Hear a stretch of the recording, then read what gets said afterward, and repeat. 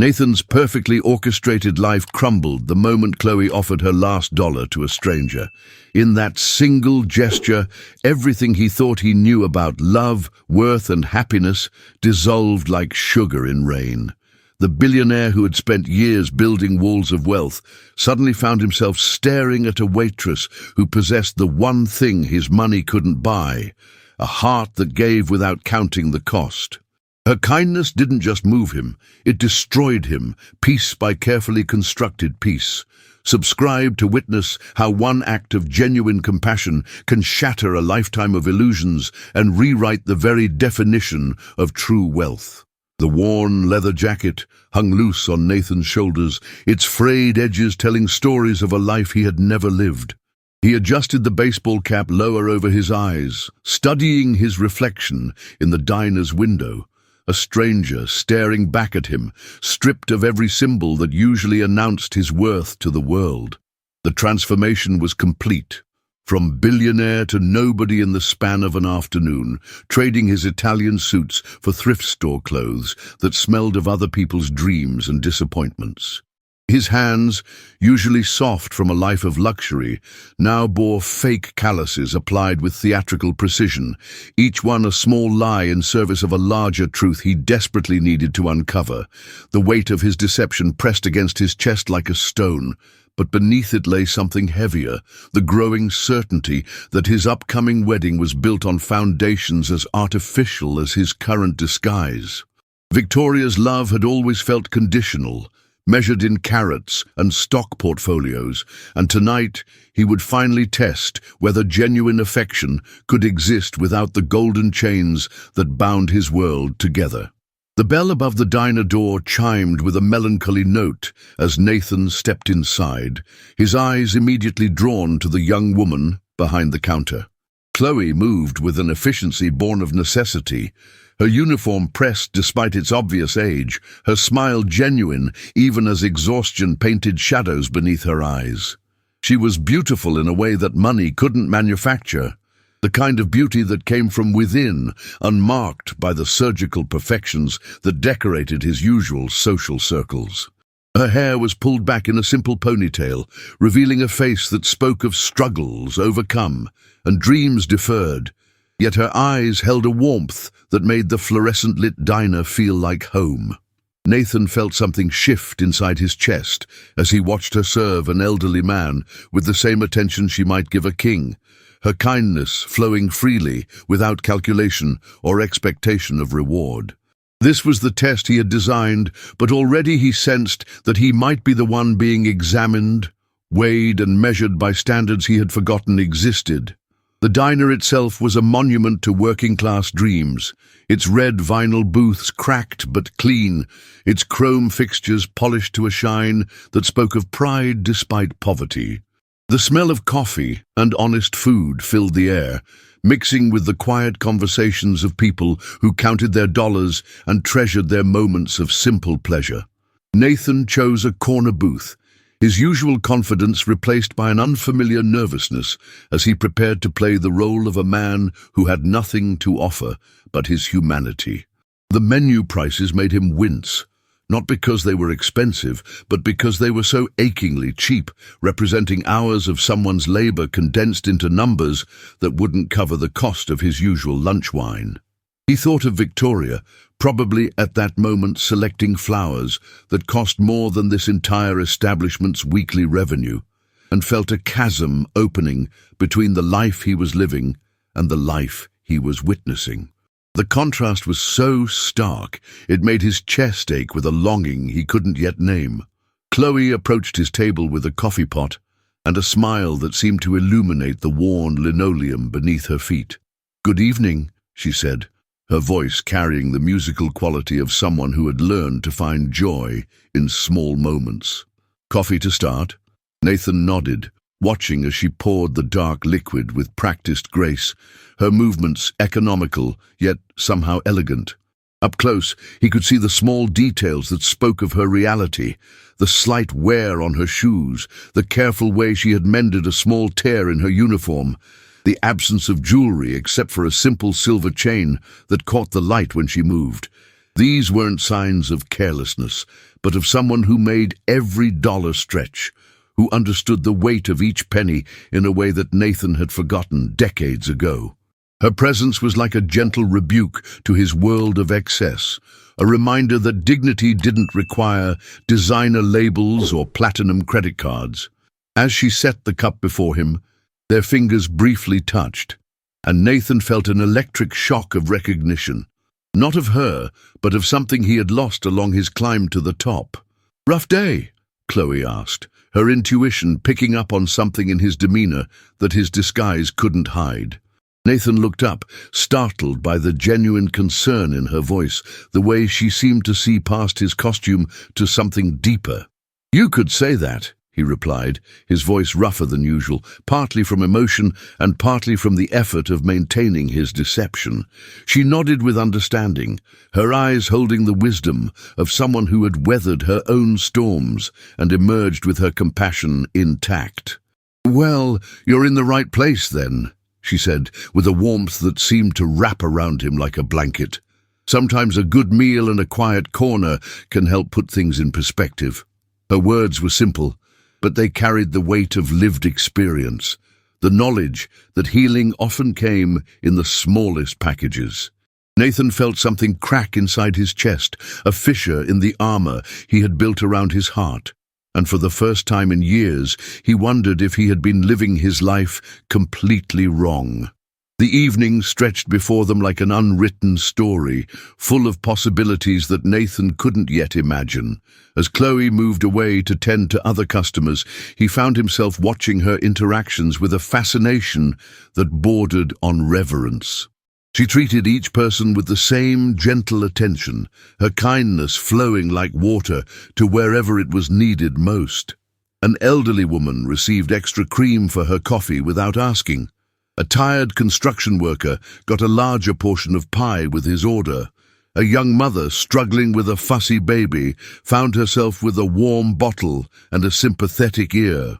These weren't calculated gestures designed to increase tips. They were the natural expressions of a heart that had somehow remained open despite whatever hardships had brought her to this place. Nathan realized he was witnessing something rare and precious. Authentic goodness in action, unperformed and unself-conscious. The recognition filled him with a mixture of awe and shame, forcing him to confront the hollow nature of his own carefully curated existence and the approaching wedding that felt more like a business merger than a celebration of love. Nathan's hands trembled slightly as he lifted the coffee cup, the simple ceramic feeling foreign against his palms that were accustomed to crystal and fine china. The bitter liquid tasted different here, honest, unpretentious, carrying the flavor of real life rather than the perfectly calibrated blends served in his penthouse office. He watched Chloe through the steam rising from his cup, noting how she moved through her world with a grace that money couldn't teach, her every gesture speaking of someone who had learned to find beauty in necessity. The fluorescent lights cast harsh shadows across the diner, but somehow she seemed to glow with an inner radiance that transformed the mundane space into something almost sacred. Her laughter, genuine and unguarded, rang out as she joked with the cook through the service window, and Nathan felt a pang of envy so sharp it took his breath away. When was the last time he had laughed like that? Without calculation, without wondering who was watching or what advantage it might bring. The question haunted him as he sat in his borrowed poverty, surrounded by people who possessed the very thing his billions couldn't buy, authentic joy. The dinner rush began to pick up, and Nathan observed the intricate dance of working-class survival playing out before him. Chloe moved between tables with increasing urgency, her smile never wavering even as the orders multiplied and the kitchen fell behind. She juggled plates and conversations with equal skill, remembering that the man in booth 3 liked his burger well done, and that the woman by the window was celebrating her daughter's graduation with a piece of apple pie. These weren't just customers to her. They were neighbors, friends, fellow travelers on life's difficult journey who deserved her attention and care. Nathan found himself mesmerized by her ability to make each person feel seen and valued, a skill that seemed to come as naturally to her as breathing. In his world, relationships were transactions, carefully calculated exchanges of favor and influence. But here, he witnessed something revolutionary: human connection without agenda, kindness without expectation of return. The contrast made his chest tighten with a longing he couldn't name, a hunger for something he had never known he was missing. As the evening wore on, Nathan began to notice the subtle signs of Chloe's own struggles beneath her cheerful exterior. The way she discreetly stretched her back when she thought no one was looking, the careful calculation in her eyes as she counted her tips, the worn soles of her shoes that spoke of long hours on unforgiving floors. Her uniform, though clean and pressed, showed the telltale signs of careful maintenance, a small patch here, a reinforced seam there, the kind of meticulous care that came from knowing replacement wasn't an option. Yet despite these obvious hardships, her generosity never wavered, her kindness flowing freely to everyone around her like water from an inexhaustible spring. Nathan thought of his own closet, filled with suits that cost more than she probably made in a month, and felt a wave of shame so intense it made him dizzy. How had he become so disconnected from this reality, so insulated by wealth that he had forgotten what real struggle looked like? The question burned in his throat like acid, demanding an answer he wasn't sure he was ready to give. The diner's atmosphere shifted as the night deepened, the harsh fluorescent lights seeming to soften as the outside world grew dark. Regular customers filtered in, shift workers grabbing late dinners, insomniacs seeking comfort in coffee and conversation, lonely souls finding solace in the warm glow of human companionship. Chloe knew them all by name, their usual orders memorized, their stories woven into the fabric of her daily routine. Nathan watched her pour coffee for an elderly man who clearly came more for the company than the caffeine, saw her slip an extra dinner roll to a young woman who was obviously stretching her budget to its limits. These acts of quiet compassion happened without fanfare or recognition, small miracles of human kindness that occurred dozens of times each night in diners and cafes across the world. Yet witnessing them felt like a revelation to Nathan, a glimpse into a way of being that his privileged existence had never allowed him to understand. The weight of his deception grew heavier with each passing moment, but beneath it, something else was growing. A desperate need to be worthy of the world he was witnessing, to find a way to bridge the chasm between who he was and who he wanted to become. The clock on the wall ticked toward closing time, and Nathan realized with a start that he had been sitting in the same booth for hours, nursing the same cup of coffee, while his entire world-view crumbled and rebuilt itself around him. Chloe had refilled his cup countless times without being asked, each visit accompanied by a warm smile and a gentle inquiry about his well-being that felt more genuine than most of the conversations he had with his supposed friends. Her attention wasn't motivated by the size of his potential tip or the influence he might wield. She had no idea who he really was, no reason to treat him with anything other than basic human decency. Yet she had given him something infinitely more valuable. She had seen him, truly seen him, not as a billionaire or a business opportunity, but as a fellow human being deserving of kindness and care. The recognition of this gift filled him with a gratitude so profound it brought tears to his eyes. And for the first time in years, Nathan felt the stirrings of something he had almost forgotten how to feel: hope for a different kind of life, a better version of himself. As the last customers filtered out into the night, Nathan found himself alone with Chloe as she began the closing routine, wiping down tables and stacking chairs with the same careful attention she had shown her customers. The diner felt different now, more intimate, like a stage after the final curtain call when only the truth remained. He watched her work, noting the quiet pride she took in leaving everything perfect for the next shift. The way she hummed softly to herself as she moved through the familiar tasks. This was her world, small and humble perhaps, but filled with purpose and meaning in a way that his gilded existence had never been. The realization hit him like a physical blow. He was about to marry a woman he didn't love, in a ceremony that would cost more than most people made in a lifetime, while the person who had just shown him what real wealth looked like was probably going home to count quarters for bus fare. The injustice of it, the sheer wrongness of a world that rewarded him for accidents of birth while demanding everything from someone like Chloe, made him want to tear off his disguise and confess everything. But he wasn't ready for that conversation yet, wasn't sure he ever would be.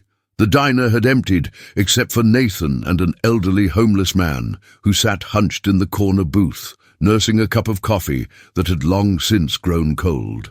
Nathan had noticed him earlier, the way other customers averted their eyes, the careful distance they maintained, the invisible barrier that poverty erected around those society had forgotten. The man's clothes were layered and worn, his face weathered by years of sleeping under stars and seeking shelter wherever kindness allowed, his hands wrapped around the coffee cup as if it were the last warmth left in the world. Nathan felt a familiar discomfort, the same instinctive recoil he experienced when confronted with homelessness in his usual life, the urge to look away, to pretend the problem didn't exist, to let someone else handle the messy reality of human suffering. But tonight, wearing his own costume of poverty, he found himself seeing the man differently, recognizing something of his own hidden desperation in those tired eyes. The realization was uncomfortable, forcing him to confront the arbitrary nature of fortune and the thin line that separated the housed from the houseless, the fed from the hungry. Chloe approached the homeless man's table with the same gentle smile she had offered everyone else that evening, her manner neither condescending nor fearful, but simply human. "How are you doing tonight, Frank?" she asked, her voice carrying the warmth of genuine familiarity. Nathan watched in amazement as she sat down across from the man, treating him not as an inconvenience or a charity case, but as a valued customer deserving of her time and attention. Frank's face lit up at her recognition, his shoulders straightening slightly as he basked in the simple dignity of being seen and acknowledged. "Been better, been worse," he replied with a gravelly voice that spoke of hard living and harder choices. "Just trying to stay warm tonight." Chloe nodded with understanding, her eyes reflecting a compassion that seemed to flow from some inexhaustible well within her soul. Nathan found himself leaning forward, drawn into this interaction that was revealing layers of humanity he had never bothered to explore in his insulated existence. "Let me get you something to eat," Chloe said, rising from the booth with a determination that brooked no argument. Frank protested weakly, his pride warring with his obvious hunger, but Chloe was already moving toward the kitchen with the purposeful stride of someone who had made up her mind. Nathan watched her disappear behind the service counter, heard the quiet conversation with the cook, saw her return with a plate piled high with food that clearly exceeded anything Frank could afford. "On the house," she said firmly when he tried to object, her tone making it clear that this was not charity but simple human decency.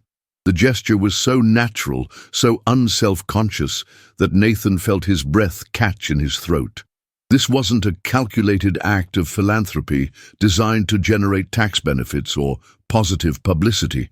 This was pure kindness in action, the kind of generosity that came from understanding what it meant to be hungry, to be forgotten, to be invisible in a world that measured worth in dollars and status symbols.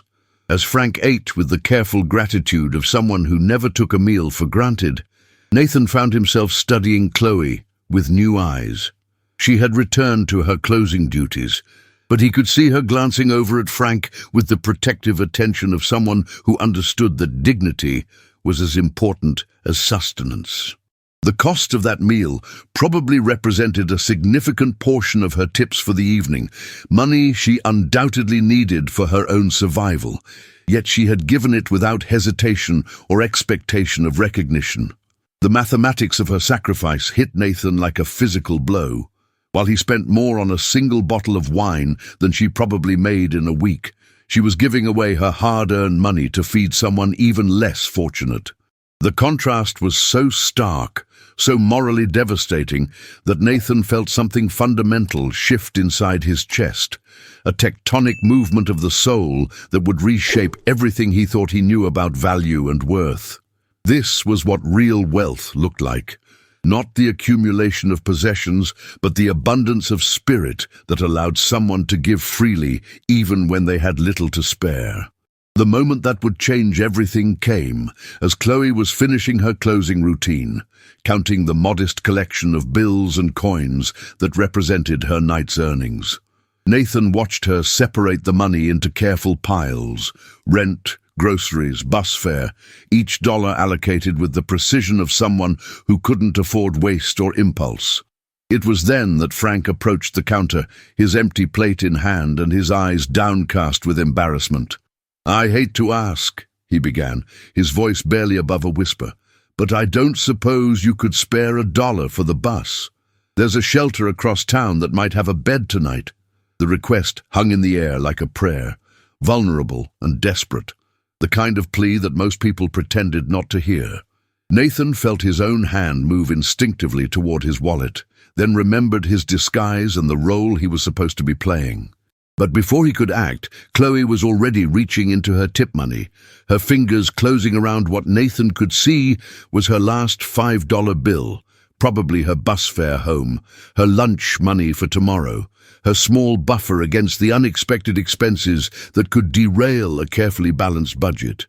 Without hesitation, without calculation, without any of the careful consideration that Nathan applied to his charitable donations, Chloe pressed the bill into Frank's weathered hand.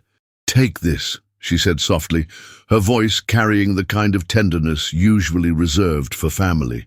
"And Frank, there's a new program at the community center on 5th Street. They're helping people find work, get back on their feet. Maybe check it out tomorrow?" Frank's eyes filled with tears as he clutched the money, his gratitude so profound it seemed to fill the entire diner with its intensity. "God bless you, child," he whispered, his voice breaking with emotion. "You don't know what this means." But Nathan could see in Chloe's eyes that she did know. She understood exactly what it meant because she had been there herself, had felt the cold bite of uncertainty and the warm embrace of unexpected kindness. As Frank shuffled toward the door, clutching his small salvation, Nathan felt his carefully constructed world collapse entirely, leaving him sitting in the ruins of everything he thought he knew about love, generosity, and what it truly meant to be wealthy. Subscribe to discover how this single act of selfless compassion will shatter a billionaire's engagement and redefine his understanding of true riches. The silence that followed Frank's departure felt sacred, heavy with the weight of witnessed grace and the echo of genuine human connection. Nathan sat frozen in his booth, his coffee long cold, his disguise suddenly feeling like a mockery of the authentic humanity he had just observed. Chloe stood behind the counter, quietly finishing her closing tasks, seemingly unaware that she had just performed a miracle of compassion that would haunt him for the rest of his life. The $5 she had given away represented more than money. It was a piece of her security, her safety net, her tomorrow's possibilities, handed freely to someone whose need exceeded her own. Nathan tried to calculate the equivalent sacrifice in his own terms, and found the mathematics impossible. There was no percentage of his wealth that would equal the magnitude of what she had just given, no amount that would require the same leap of faith and trust in an uncertain universe. The realization left him breathless, drowning in the sudden understanding that he had spent his entire adult life accumulating things, while she had been accumulating something infinitely more valuable, the capacity to love without condition.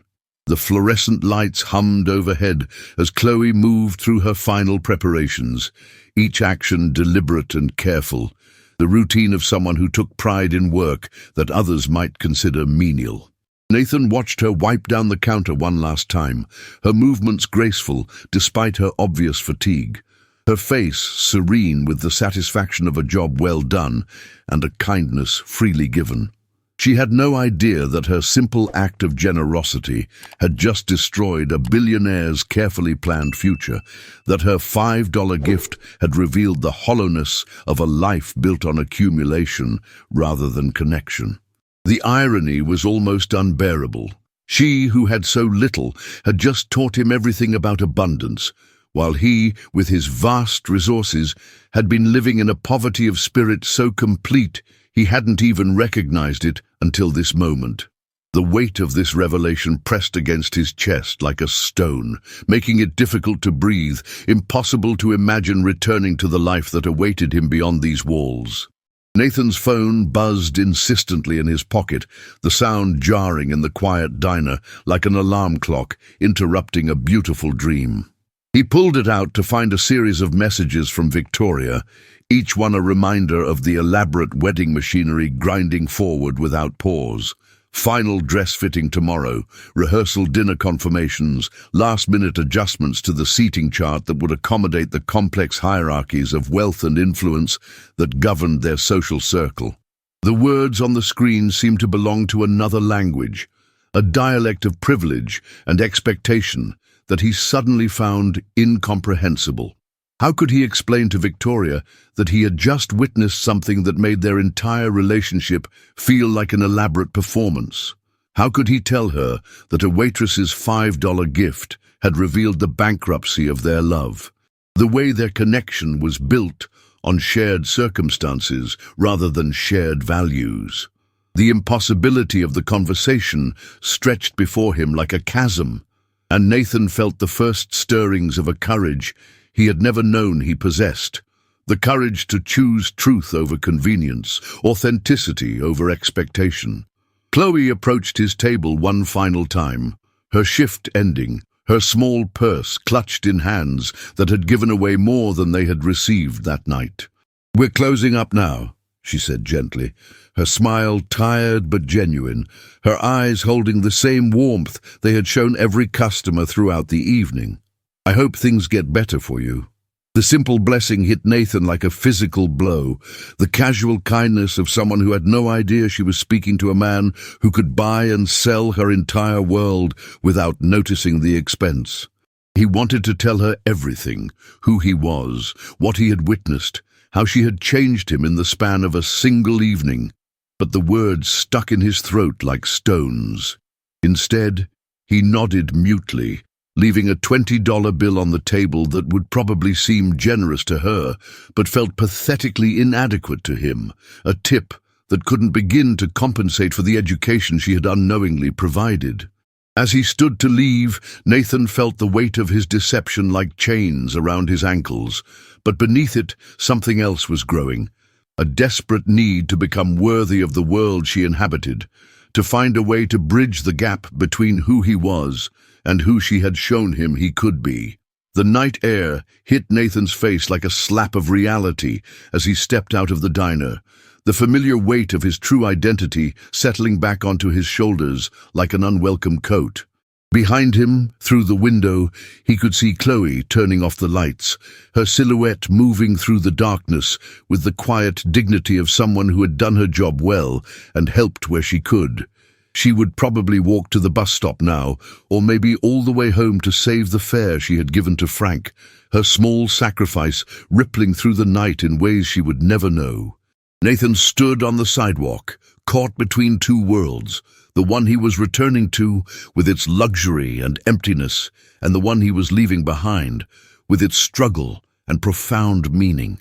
His phone buzzed again, Victoria's name flashing on the screen, and Nathan felt something inside him break cleanly, like a bone that had been weakened by years of stress finally snapping under pressure. He couldn't go back to that life, couldn't pretend that nothing had changed, couldn't walk down an aisle toward a woman who would never understand what he had witnessed tonight. The wedding, with its flowers and champagne and carefully orchestrated joy, suddenly seemed like an elaborate funeral for the man he might have been, and Nathan knew with crystalline certainty that he would rather die than attend his own burial. The city stretched out before him, full of people like Chloe, who moved through their days with quiet grace and hidden generosity, their stories untold, their kindness unrecognized by those who had the power to change their circumstances. Nathan thought of his penthouse apartment, his collection of art and wine and meaningless trophies, and felt a revulsion so complete it made him physically ill. How many Chloes could he help with the money he was about to spend on flowers alone? How many Franks could find shelter with the cost of his wedding cake? The questions multiplied in his mind like accusations, each one an indictment of a life lived in willful ignorance of the world's pain and beauty. But beneath the guilt and shame, something else was stirring. A possibility he had never dared to imagine, a future where his wealth became a tool for the kind of generosity he had witnessed tonight, rather than a barrier that separated him from authentic human connection. The path forward was unclear, fraught with complications and consequences he couldn't yet foresee, but Nathan knew with absolute certainty that he could never again pretend that money was more valuable than the capacity to love without counting the cost. Subscribe to witness the earth-shattering confrontation that will force Nathan to choose between the life he's built and the love he's discovered. The morning light filtered through Nathan's penthouse windows like accusations, each ray illuminating the opulent prison he had constructed around his heart. He stood before the floor-to-ceiling glass, still wearing yesterday's clothes, his reflection a stranger caught between two worlds. The city sprawled below him like a chessboard where he had always been king, but now every move felt like a betrayal of something sacred he couldn't name. His phone buzzed incessantly on the marble counter, Victoria's messages growing more frantic, wedding planners demanding decisions, investors expecting answers. But their urgency felt as distant as stars. The taste of Chloe's simple coffee still lingered on his lips, more intoxicating than the finest champagne he had ever consumed. Her laughter echoed in the sterile silence of his apartment, a melody that made his designer furniture seem like elaborate tombstones, marking the death of genuine emotion. The engagement ring sat in its velvet box on his desk, a 3-carat diamond that had cost more than most people earned in a lifetime, yet it felt as worthless as broken glass. Nathan picked it up, watching how the morning light fractured through its perfect facets, creating rainbows that reminded him of the way Chloe's eyes had sparkled when she spoke about her dreams. Victoria had chosen this ring herself, declaring it absolutely perfect, with the same enthusiasm she reserved for selecting curtains or discussing stock portfolios. There had been no trembling hands, no tears of joy, no moment of breathless wonder, just calculated approval of an investment in their combined social status.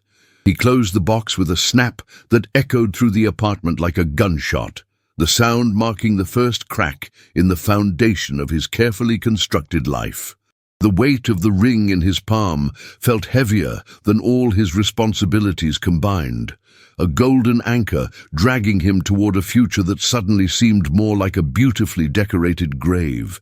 His reflection in the bathroom mirror showed a man he barely recognized, stubble shadowing his jaw, eyes haunted by questions he had never dared to ask, shoulders bent under the weight of a revelation that threatened to topple his entire world.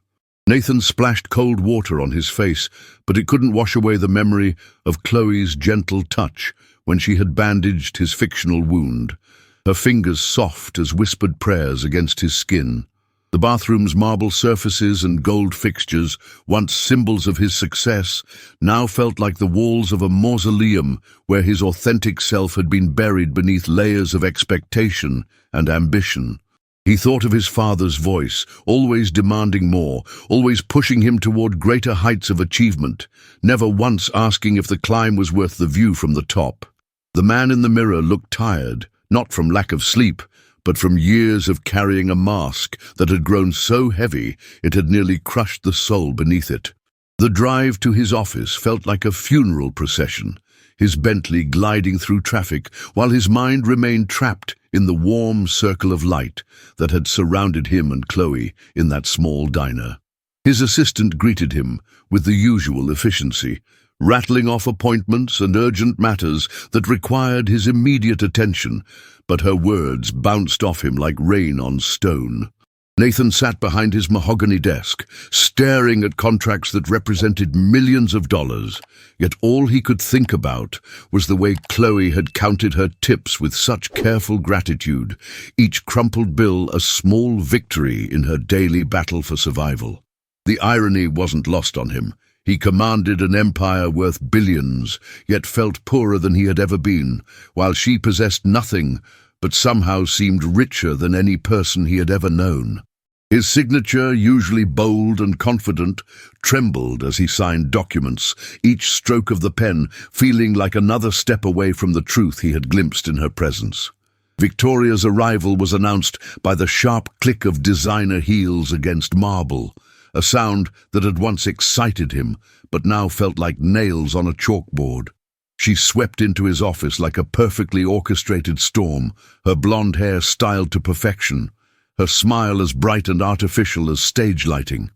"Darling, you look absolutely dreadful," she declared, settling into the chair across from his desk with the grace of someone who had never doubted her place in the world.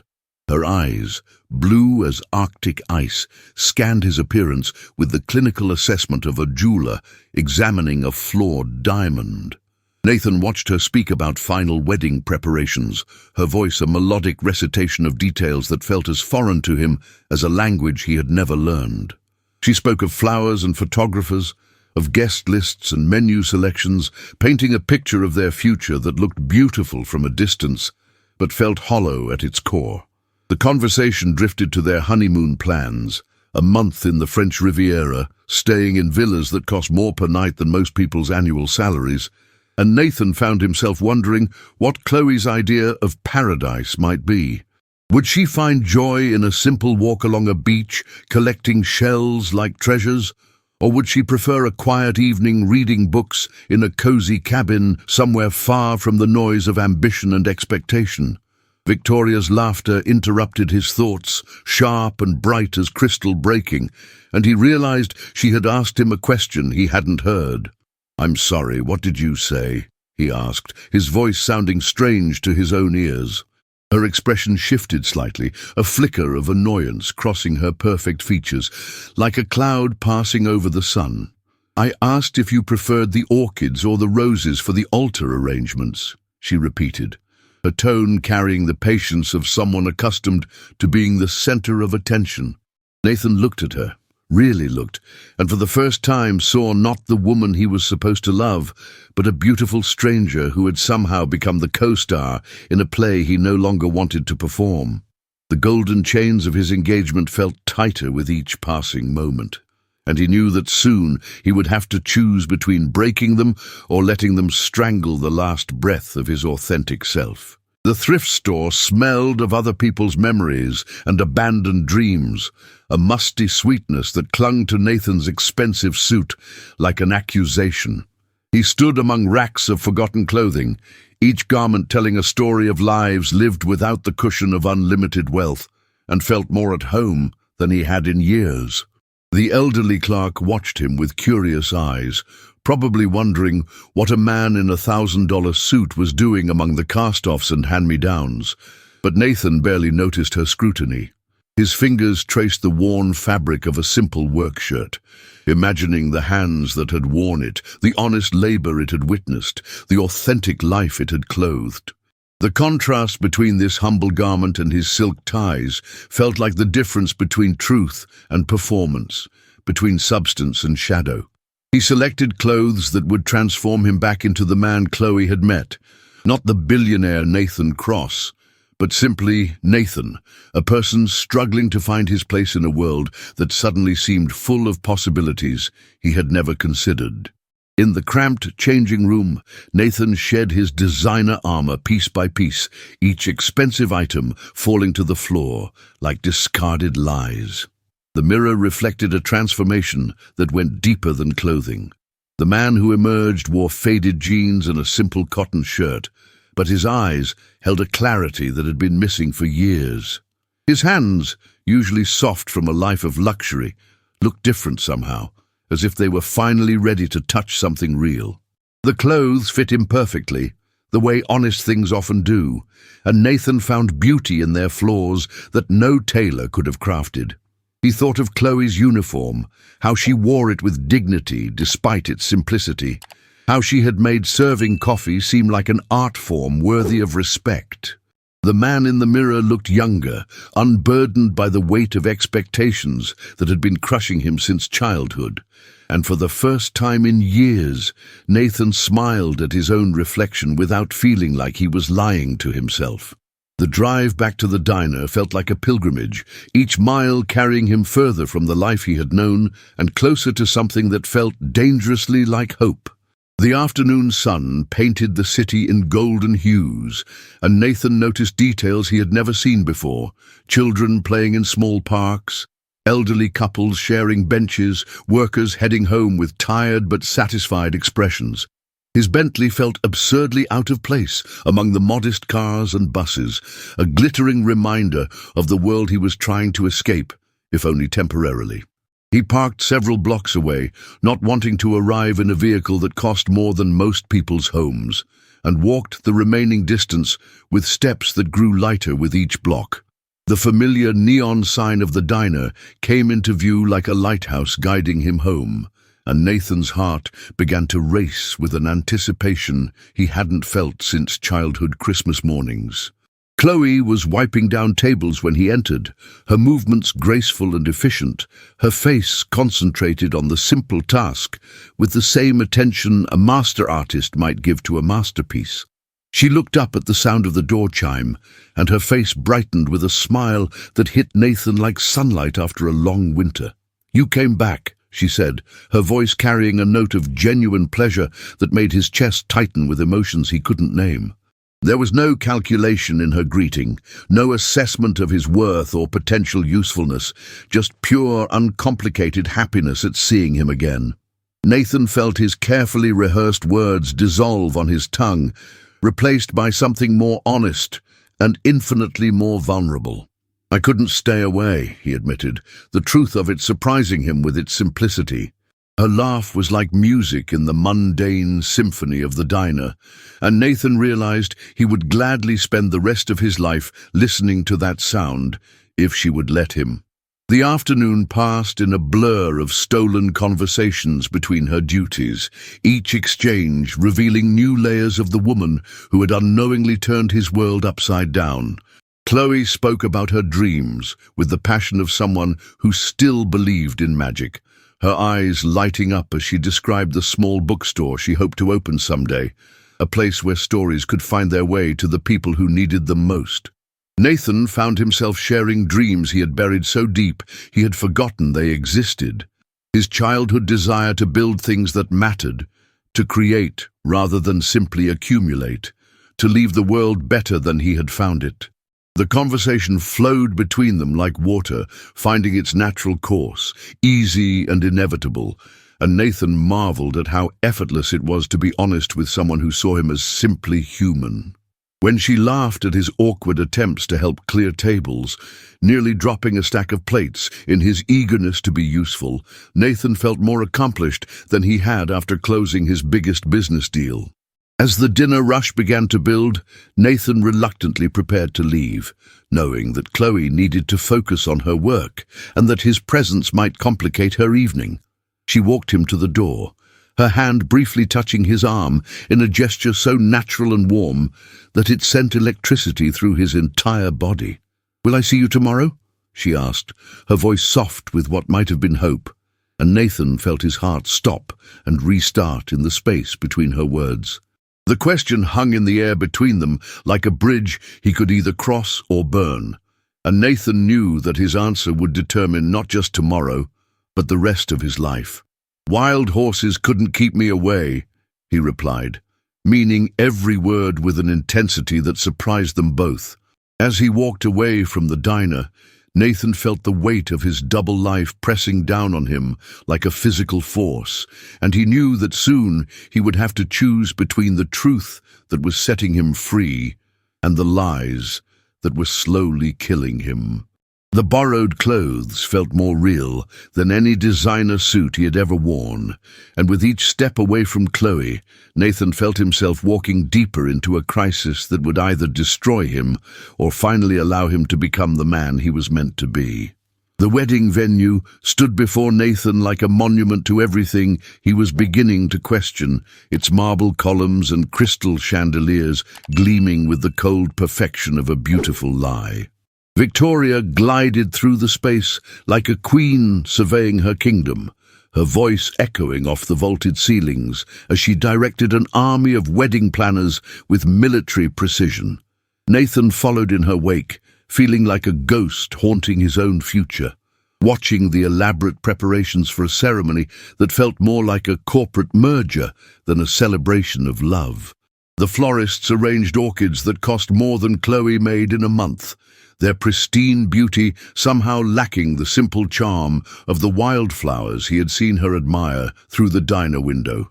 Every detail spoke of wealth and status, from the hand-engraved invitations to the champagne that had been aging longer than Chloe had been alive, yet Nathan felt poorer with each passing moment. The venue coordinator spoke in reverent tones about the honor of hosting such a prestigious event, but all Nathan could think about was the warmth of a small diner where genuine laughter cost nothing and meant everything. Victoria's excitement was palpable as she examined the seating arrangements, each table a carefully orchestrated display of social hierarchy and business connections. She spoke about their guests with the enthusiasm of a general discussing battle strategy, each name representing an opportunity for networking or social advancement.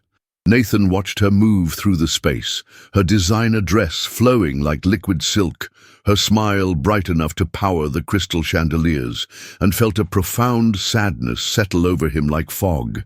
She was beautiful, accomplished, everything his father had taught him to value in a partner, yet standing in this temple to their union, Nathan felt more alone than he had ever been.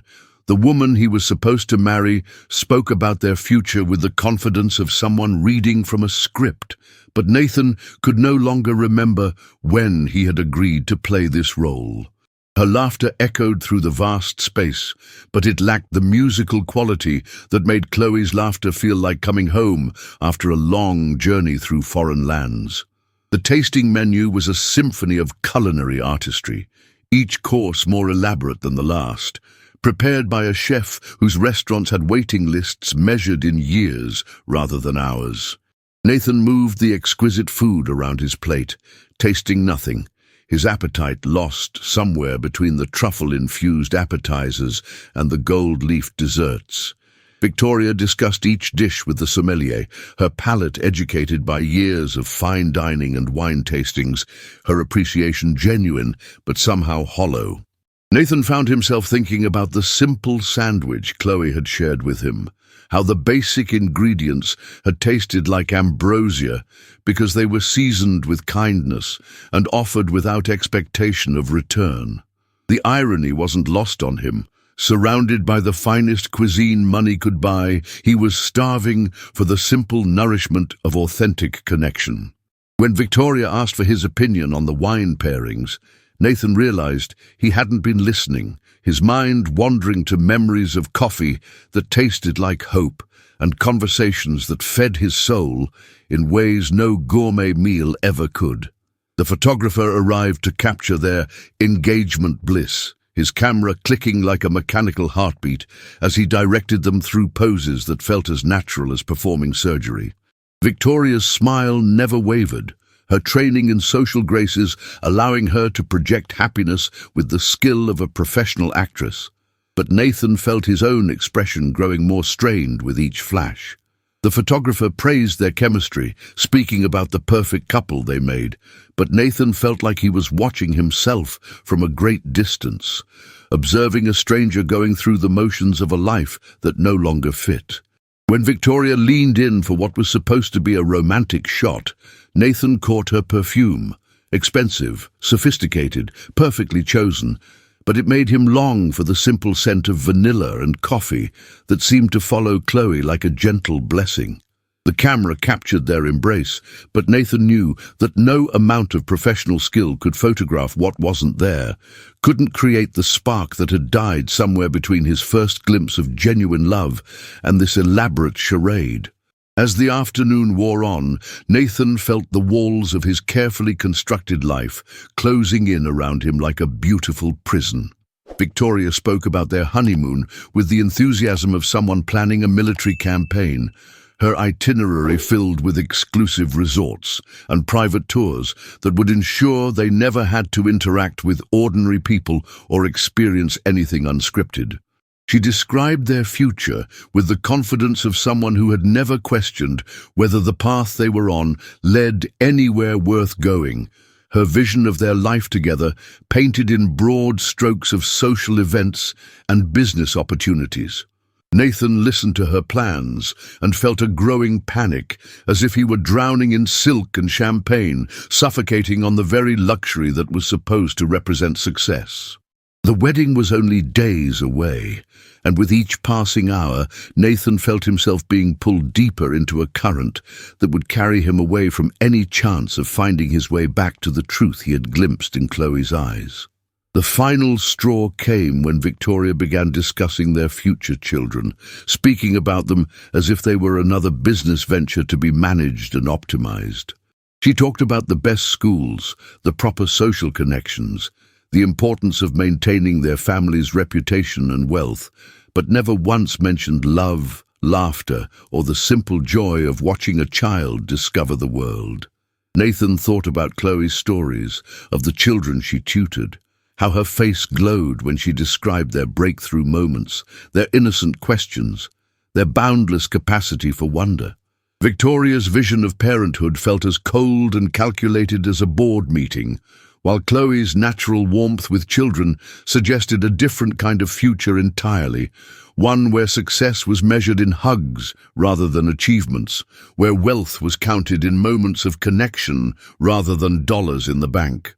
As they left the venue, Nathan felt the weight of his engagement ring like a shackle, and he knew that he was running out of time to choose between the life he had been programmed to want and the life his heart was desperately trying to show him. The crystal towers of his expected future were beginning to crumble, and Nathan could no longer pretend that the foundation they stood on was anything more than sand shifting beneath the weight of a love he had never expected to find.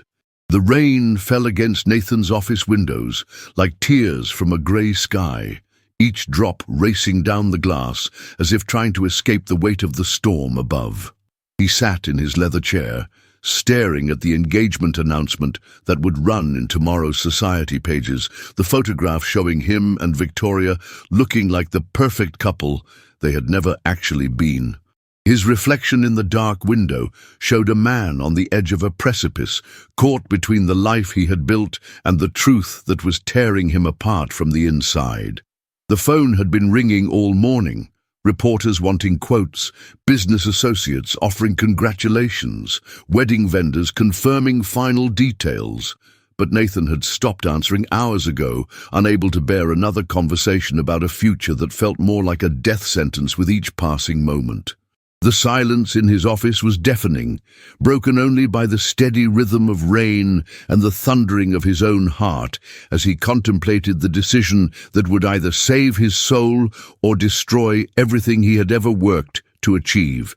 The letter sat before him on his desk, written and rewritten a dozen times, each draft an attempt to capture the magnitude of what he was about to do. The words seemed inadequate to explain how a chance encounter with a waitress had shattered the carefully constructed walls around his heart, how her simple kindness had illuminated the emptiness of his gilded existence.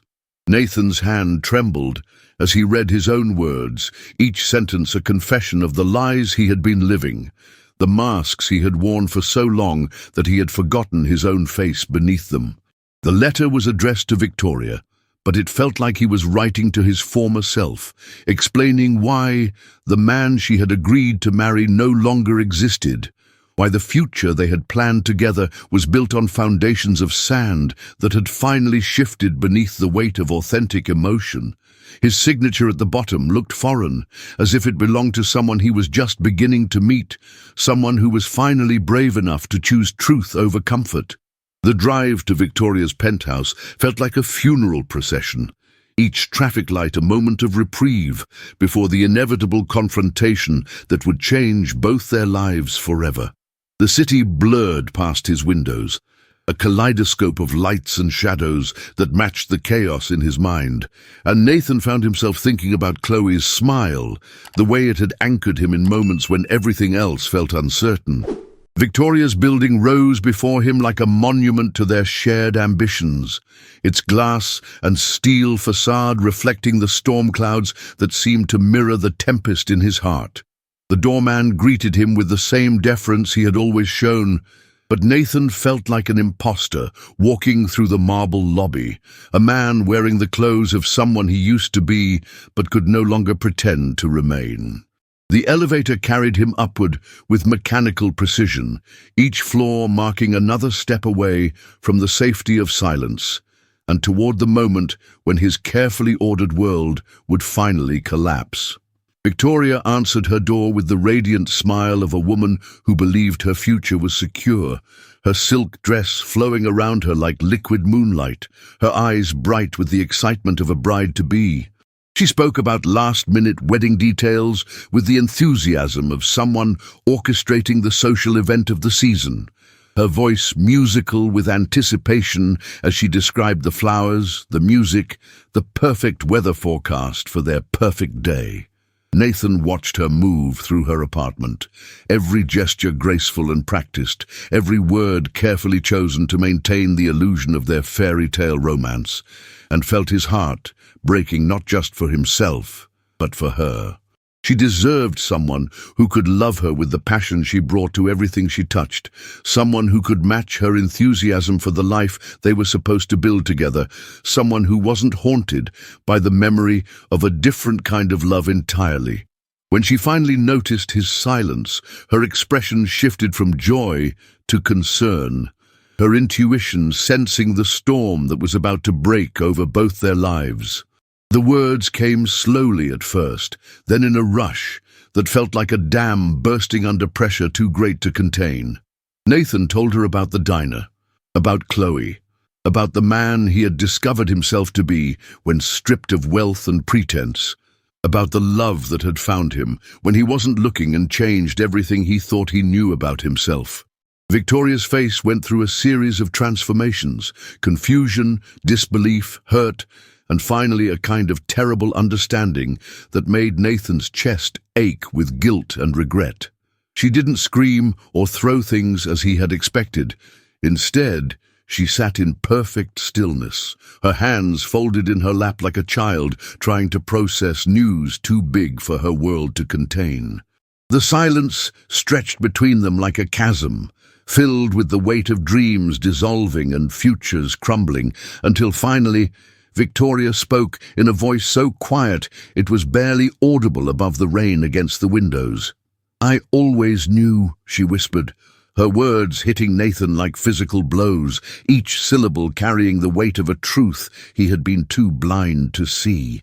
"I knew you were going through the motions, that your heart was somewhere else, but I thought if I was perfect enough, accomplished enough, beautiful enough, I could make you love me the way I loved you."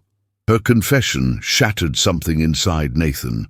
The realization that he had been so focused on his own performance that he had failed to see hers, that they had both been actors in a play neither of them had written, but both had felt obligated to perform. Victoria's tears fell silently, each drop a small death of the future she had imagined, and Nathan felt the full weight of the pain he was causing, the dreams he was destroying, the life he was unraveling with his belated honesty. She stood slowly, moving to the window where the city lights blurred through her tears, and Nathan knew that he was watching the end of more than just their engagement. He was witnessing the death of the man he used to be and the birth of someone he was still learning to become. The masks they had both worn lay shattered on the floor between them, and in the wreckage of their broken engagement, Nathan finally understood that sometimes the most loving thing you can do is admit that love was never really there at all. The morning of what should have been his wedding day dawned clear and bright, as if the universe itself was mocking the chaos Nathan had created with his last-minute honesty. He stood in his empty penthouse, surrounded by wedding gifts that would need to be returned and congratulations that would need to be retracted, feeling lighter than he had in years, despite the wreckage of his former life scattered around him. The society pages were already buzzing with speculation about the cancelled wedding, reporters calling for statements, business associates wondering about the implications for various deals and partnerships. But Nathan felt strangely detached from the storm of gossip and judgment swirling around his decision. His phone buzzed constantly with messages ranging from concerned to furious, but the only call he wanted to make was to a small diner where a woman who knew nothing of his wealth or status was probably starting another day of honest work, unaware that she had become the center of his universe. The drive to the diner felt like a pilgrimage toward redemption, each mile carrying him further from the man he had been and closer to the person he was finally brave enough to become. Nathan had spent the night writing and rewriting what he would say to Chloe, how he would explain the deception that had brought them together, how he would confess that the struggling man she had shown such kindness to was actually one of the wealthiest people in the city. The words felt inadequate no matter how he arranged them, unable to capture the magnitude of what she had done to his heart, how her simple humanity had cracked open the shell he had built around his soul and let the light in for the first time in years. He parked his car several blocks away, as had become his habit, and walked the familiar path to the diner with steps that grew heavier with each block, weighed down by the knowledge that this conversation would either be the beginning of something beautiful or the end of the most real thing he had ever experienced. Chloe was arranging fresh flowers in a small vase on the counter when he entered, her movements gentle and deliberate, her face serene in the morning light that streamed through the diner's windows. She looked up at the sound of the door chime, and her smile hit him like sunrise after the longest night of his life, warm and welcoming and completely without pretense. "You're early today," she said, her voice carrying the easy familiarity of someone who had come to expect his presence, to look forward to it, and Nathan felt his carefully rehearsed words dissolve on his tongue like sugar in rain. There was something different about her this morning, a glow that seemed to emanate from within, and Nathan realized with a start that she was happy to see him, not because of what he could do for her or what he represented, but simply because she enjoyed his company, valued their conversations, found something in him worth knowing.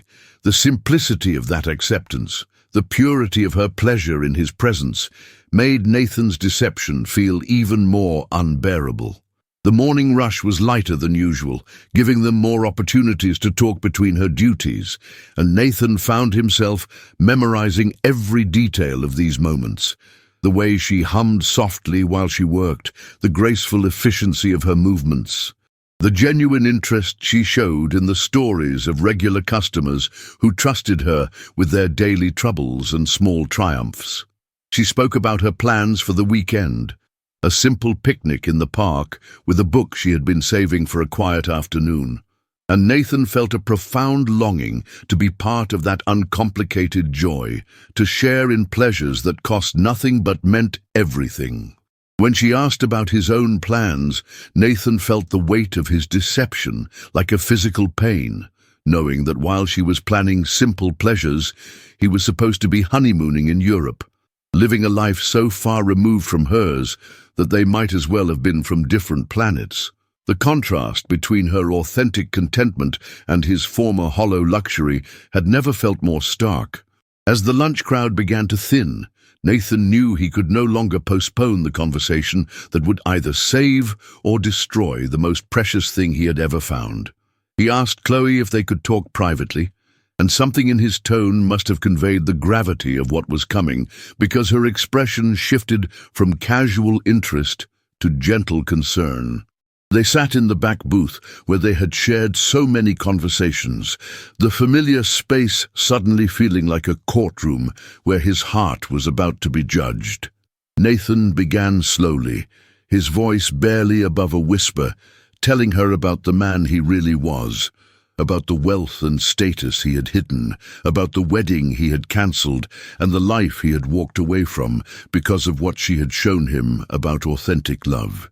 Chloe listened in silence, her face cycling through confusion, hurt, and something that might have been understanding, her hands folded in her lap as she processed the magnitude of his deception and the sincerity of his transformation.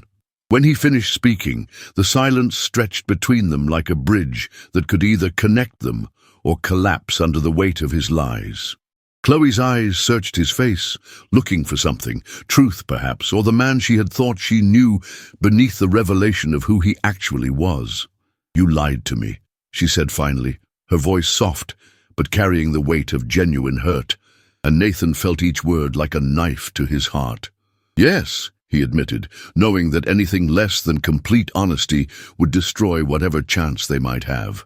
"I lied about everything except how I feel about you. Except the way you've changed me, except the fact that you've shown me what it means to be truly alive." Chloe stood slowly, moving to the window where the afternoon sun painted golden squares on the worn linoleum floor, and Nathan held his breath, knowing that her next words would determine whether his gamble with truth had saved him or destroyed the only real thing he had ever found. When she turned back to him, her eyes were bright with unshed tears, but there was something else there too, a recognition perhaps of the man she had seen beneath the disguise, the authentic heart that had called to hers across the divide of their different worlds.